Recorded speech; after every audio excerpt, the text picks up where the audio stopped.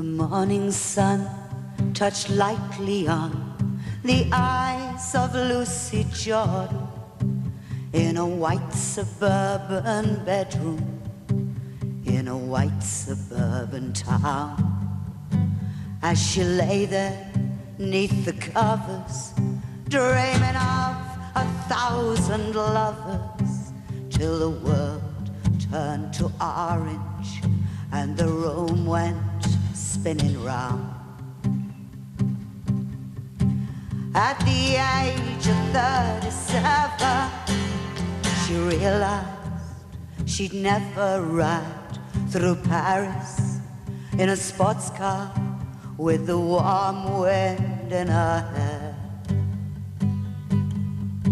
So she let the phone keep ringing as she sat there softly singing pretty nursery rhymes she'd memorized in her daddy's easy chair.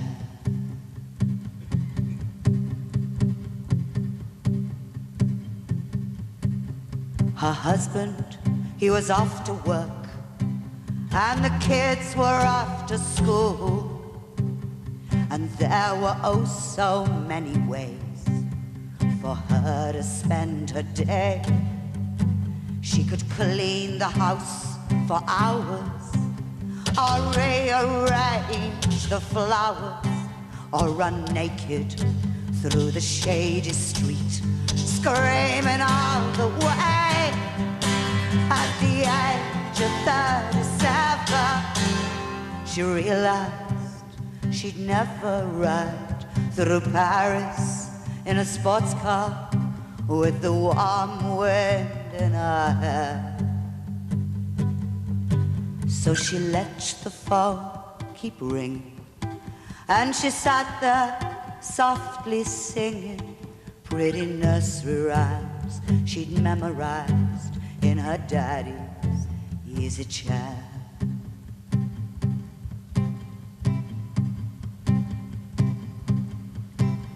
The evening sun touched gently on the eyes of Lucy Jordan on the rooftop where she climbed when all the laughter grew too loud. And she bowed and curtsied to the man who reached and offered her his hand, and he led her down to the long white car that waited past the crowd. At the age of 37, she knew she'd found forever as she rode along through Paris with the warm wind in her hair.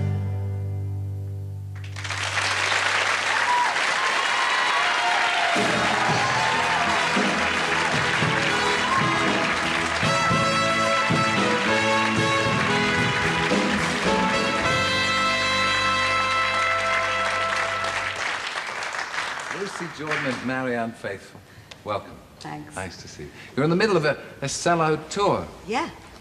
It's your first time on the road for a long time. For a long time. I haven't toured for 7 years. Is it a nerve-wracking experience going on stage? I know that you said many years ago that appearing in front of the public was murder for you. Yeah. I get stage fright, and I still get it. And every night, and we both get it actually, Barry gets it too. Every night we wonder why we're doing this, because it is hard. But once I get on stage and I start, it goes away. Yeah. You were on record years ago as saying that you thought people were slime and that you felt defensive. I shouldn't have said that. I had a very, I have to work on that, not to have such a dark view of human nature, and it isn't really true. Were you born with that dark view of human nature? I think I was a bit, yeah. But maybe some of the experiences of my life added to it. But still, I mean, I know it's not true. People are not slime. I've had direct experiences sort of quite a lot recently that isn't so. And going out on the road and meeting these people and actually seeing them. I don't play big places. I play small places. And I can see them with my own eyes. And they're lovely. They're nice. You know, they're okay people. They're all right. You regret those lost years? Oh, yeah. How many years do you think you lost? 10? Oh, much more. Well, I was an active addict, an alcoholic for 23 years. So it's a long time. How old were you? I was 19 when I picked up.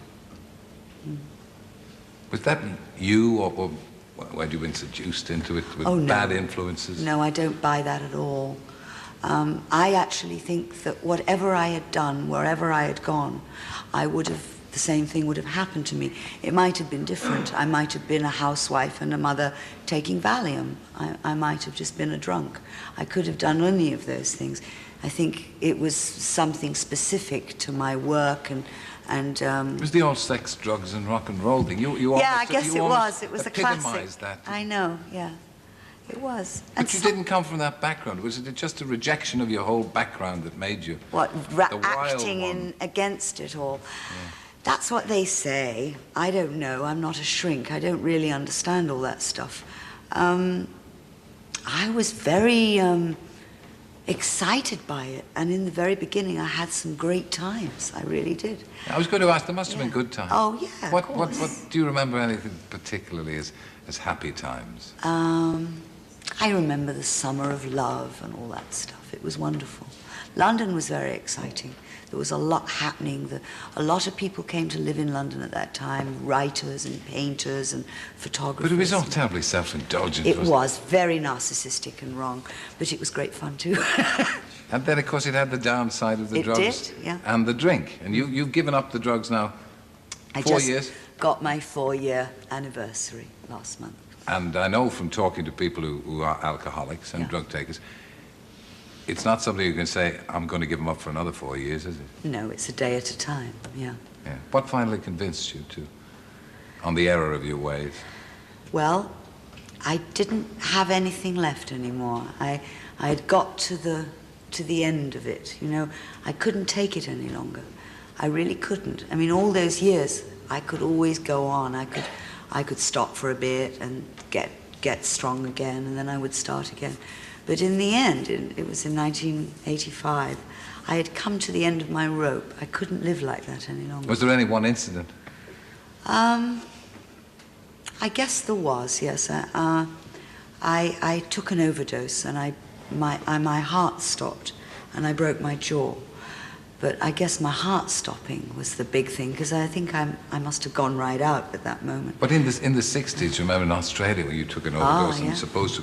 Was that a suicide attempt?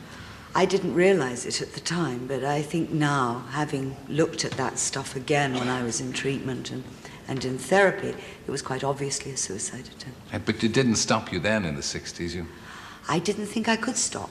In that time, in the 60s, I didn't understand that it was possible to be an addict and an alcoholic and not use drugs and not drink. I didn't know that until 1985, when I actually got help.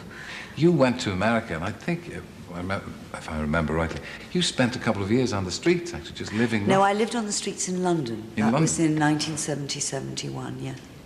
I did go home to my mother's occasionally to have a bath and get something to eat.